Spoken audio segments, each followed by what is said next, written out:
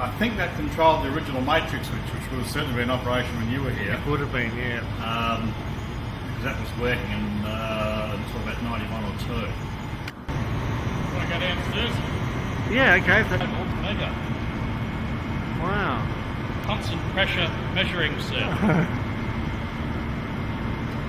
Into a dummy load.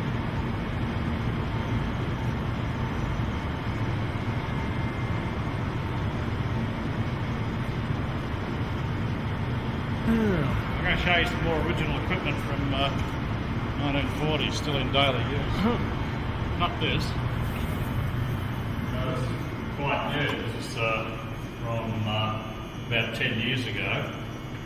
But you'll find references here to 250 kilowatt transmitters. Oh.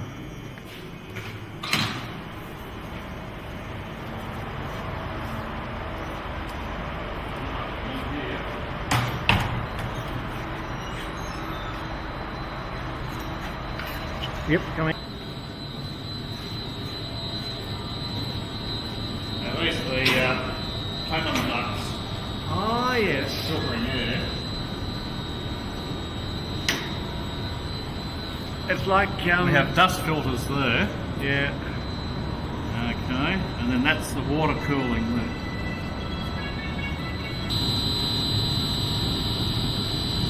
It's only doing a few revs. We used to have some gym equipment down here.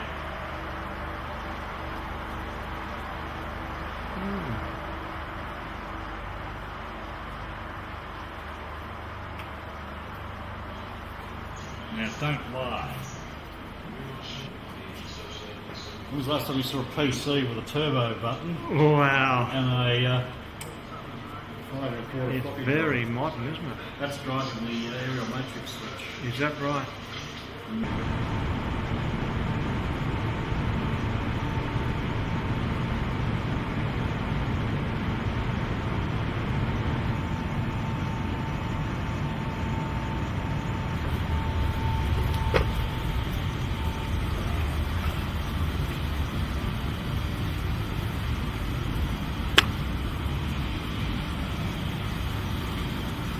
Nice flexible. Yeah. God. I don't know how many cores it's got, but it's got quite a few.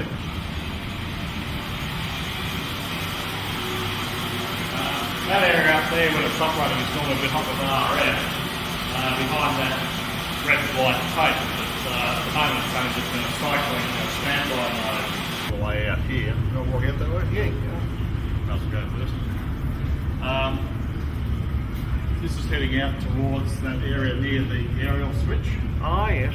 We're probably between the aerial switch and Verney Road.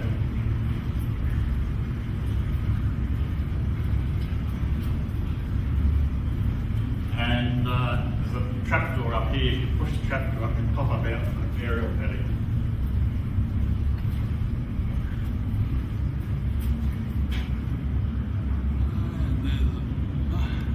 Yeah, we're fairly close to the aerial switch. That's what it's got a sign on it saying. Right. To go out, this used to be a runway for water ducts for the heat exchangers when they had water-cooled transmitters. Yep. You'd have lag pipes going on.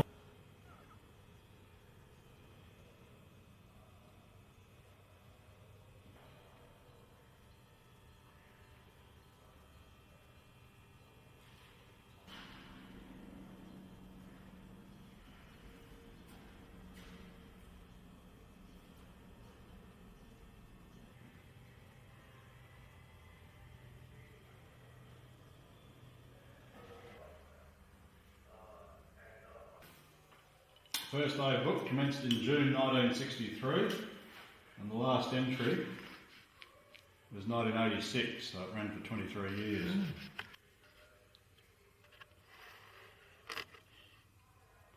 Dirt hole.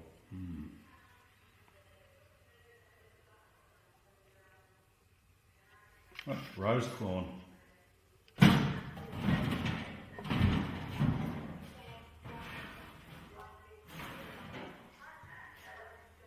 Things are very orderly and well maintained on this site.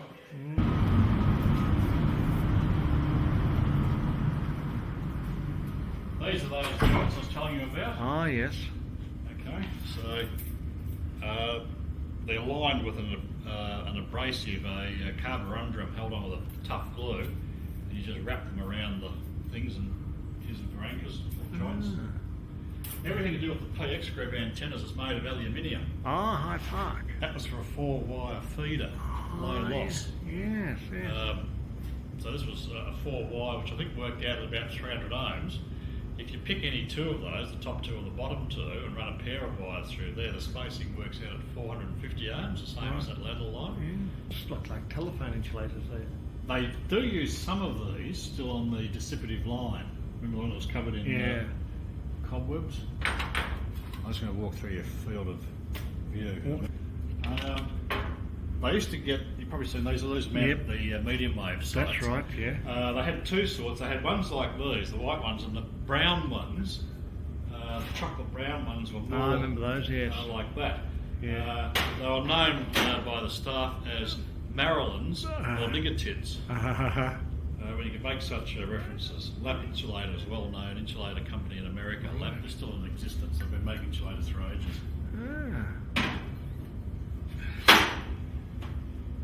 These big sometimes screw when I suggest that. Scrap metal.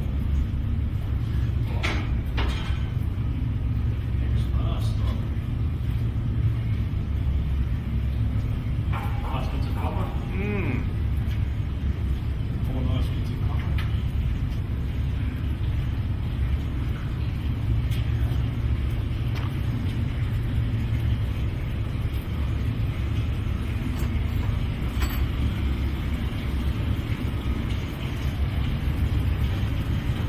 Yeah, they lock the trainees in there when they're misbehaving. Turn the light. Square wave generator. It'll make its way to Tottenham one day. Indeed. Wire. Yeah. Ancient shielded wire for your Bellevue radios. Yeah.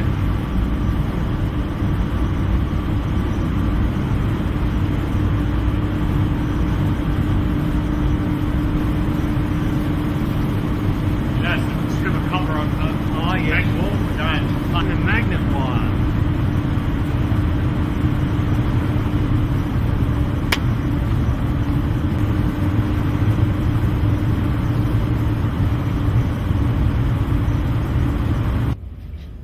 Okay.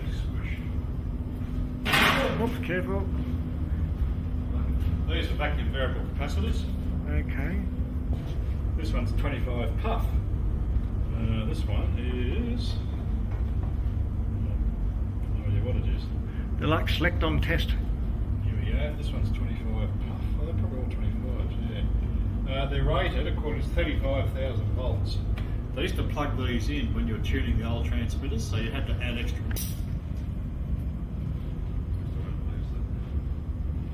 They're fairly old, they're sort of like 1930s design. We used stacks of them. If you had a polyphase rectifier, you'd have modulators of some of the RCA RCA transmitters, which is a 4CX 1500A. That's a 4CX 1500A. Nice little 1500 watt external anode tetrode. 20 kilowatt diode. Really? 2CX. 10 kilowatt. 2CX 10,000. That's a damper diode. This is an 880, an RCA. This is a. Don't drop it. I won't drop it. That'd be worth a bit, wouldn't they? This is a 10 kilowatt triode. That's its anode. So it's done a little bit of, no, it hasn't had much use. That's its anode in there, so this has to go into a jacket. It's held up at high voltage, so you need to have an isolated water column. I'll just pop that back in there. Yes, I'm not going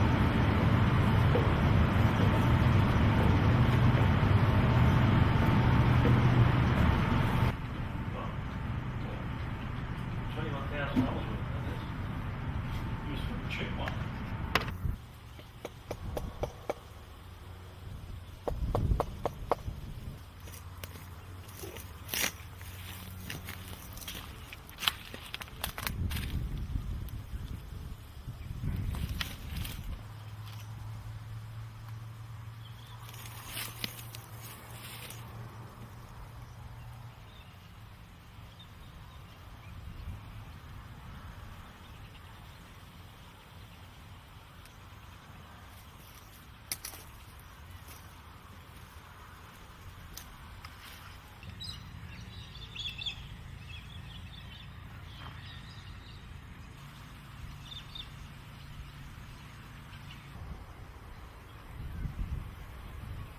good TV reception. They would, wouldn't they?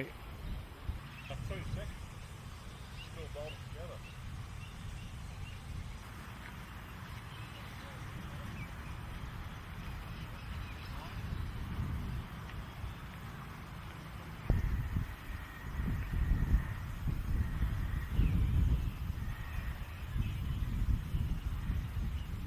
Right.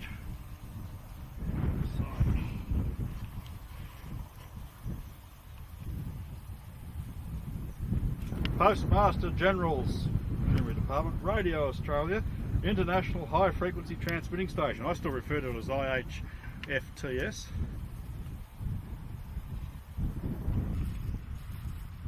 Good God, don't see fencing done like that these days, do you?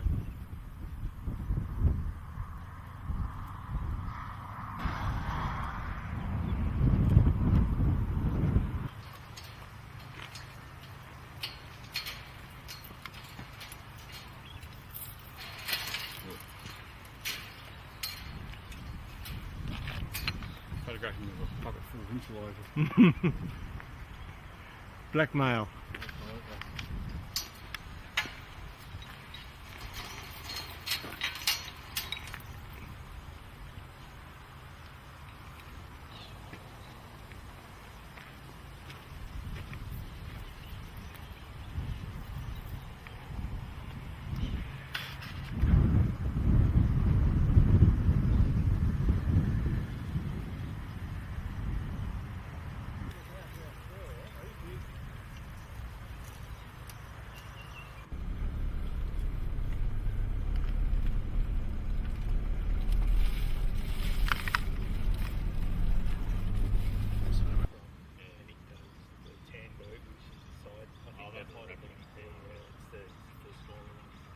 Look good on the disc anyway. Yeah.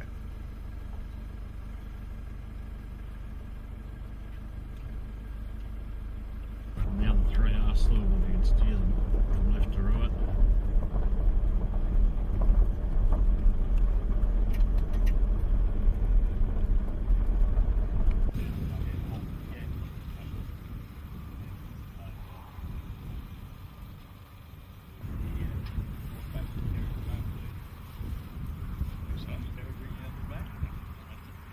Do 3 or 4 dipoles high, depending on the band. The lower frequency bands are only 2 dipoles high, that's 6 megs. 9 megs, 3 dipoles, and 11, 15 and 20.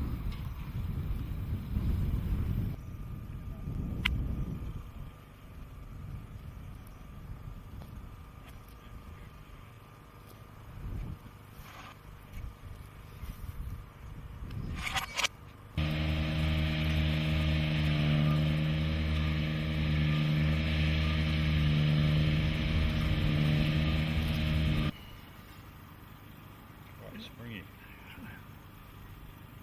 Compare it to the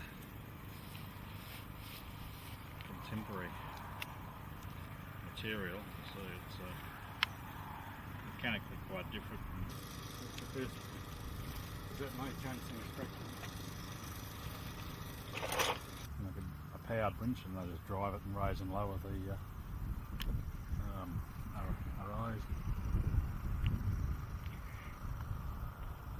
These days, unless it's a catastrophe. Yeah, I shudder to think what stainless steel wire costs. I'm sure it's more expensive than copper.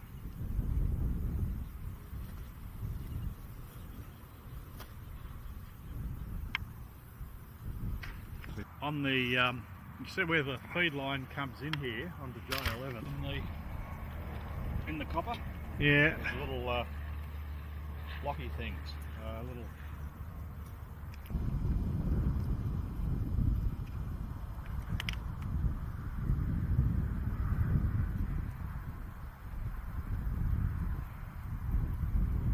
I've never seen it like this before, actually. Bugger, we have to go over there. Okay.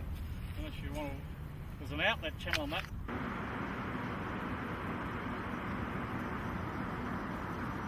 Right. Yep.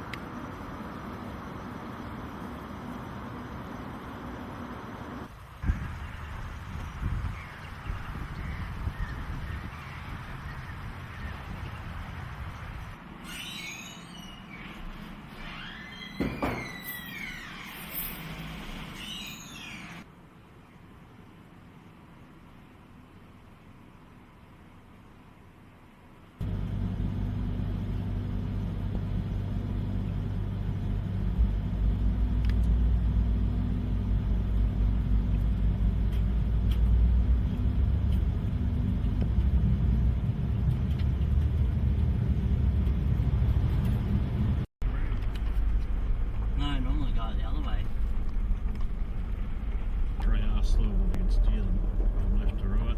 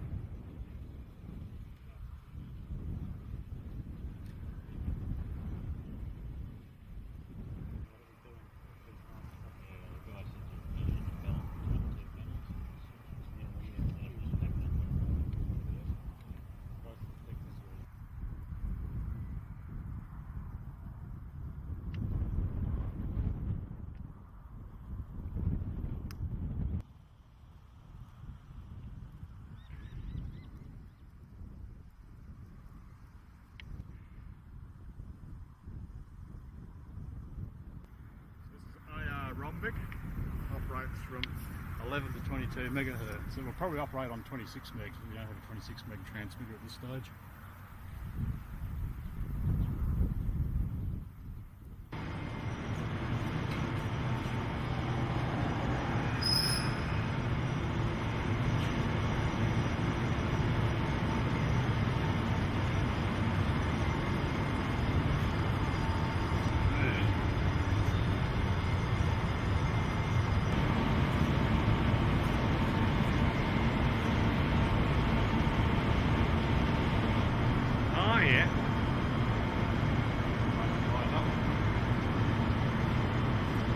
Yeah, give it a press. Very nice.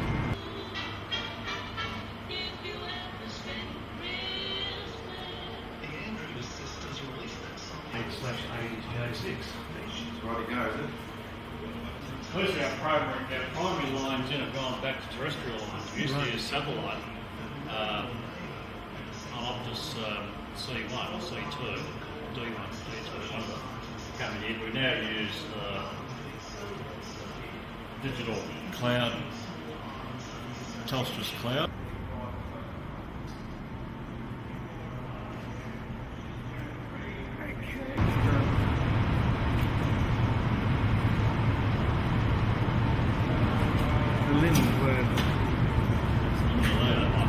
Oh, well, one of those, okay.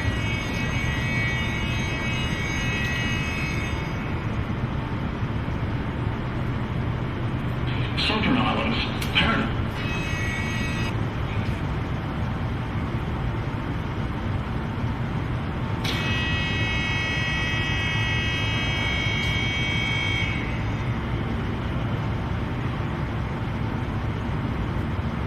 Technology, for instance, but I love that with Pacific Islander children, they get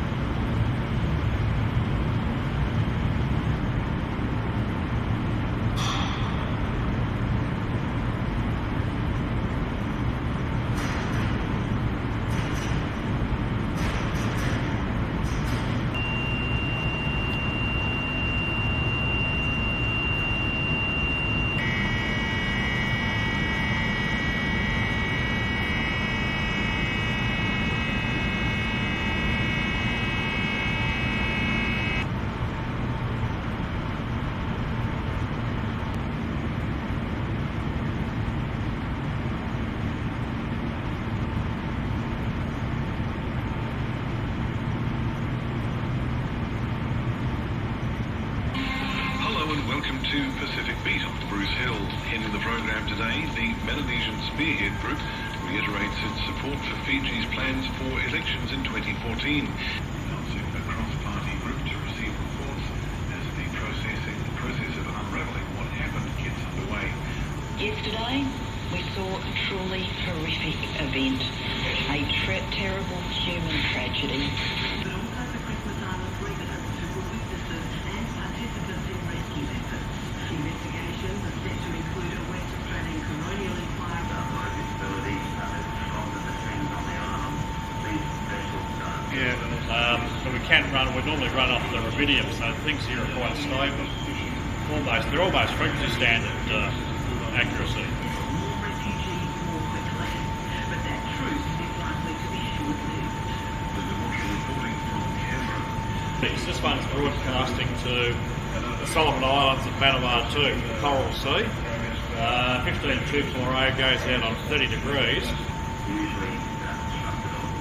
And it works really well for us. It's a broad azimuth aerial. It's about plus or minus 30 degrees.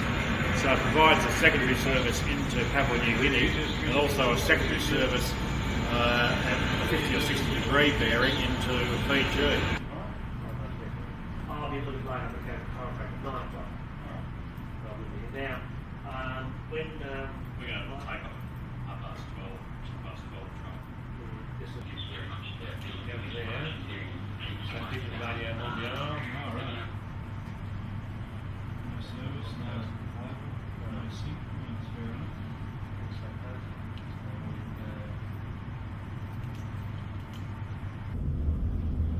This is an 880, an RCA.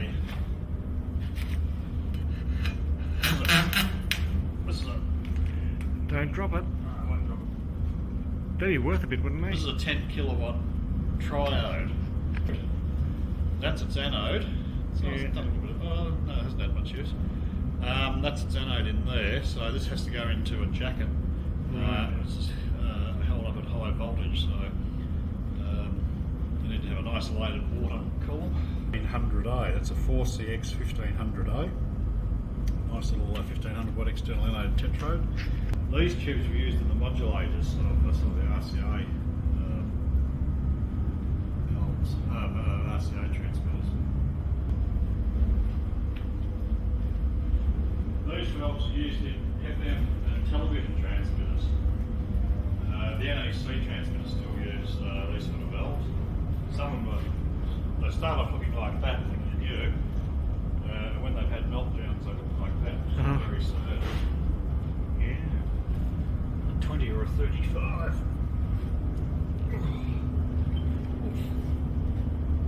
Four, 6, 20,000.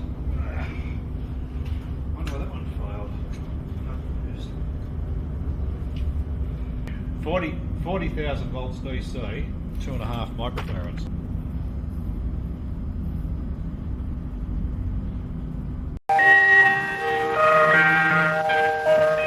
This is Radio Australia, transmitting from the Melbourne studios of the Australian Broadcasting Commission.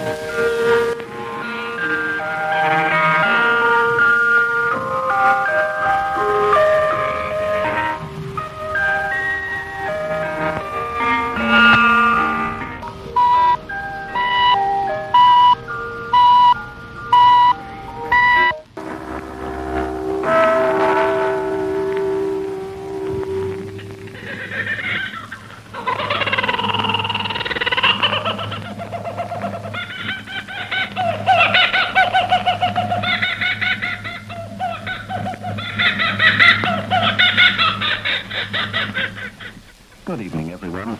This is Radio Australia, the overseas service of the Australian Broadcasting Commission. We're transmitting the North America and Central Pacific service on 17.84 megacycles per second, 16.82 meters, 15.32 megacycles, 19.58 meters, and 21.74 megacycles, 13.80 meters. The time in Eastern Australia is 11:01 hours on the morning of Friday, the 11th of July, 1969. And this is Vic Kennedy, pleased to be with you once more, at least for the next hour. The South Australian Senator Nick Xenophon says the ABC has underestimated the impact shutting down its shortwave service will have. The broadcaster will today switch off its shortwave transmission in remote parts of northern Australia and across the Pacific. Senator Xenophon says he plans to introduce legislation next week to force the ABC to reinstate the service. He says the loss of the service will be felt far and wide. The fact is this will affect thousands of Australians who are in remote areas, but it seems it will affect many tens of thousands, perhaps hundreds of thousands of people that are regular Radio Australia listeners throughout the region. The Northern Territory Cattlemen's Association Chief Executive Officer Tracy Hayes says many Territorians feel abandoned by the decision to switch off the shortwave service. This sends a fairly strong signal to people that live in the bush that they are no longer the national broadcaster and that they simply have lost interest. For those of us that live and work in rural areas, and it's very difficult to draw any other conclusion.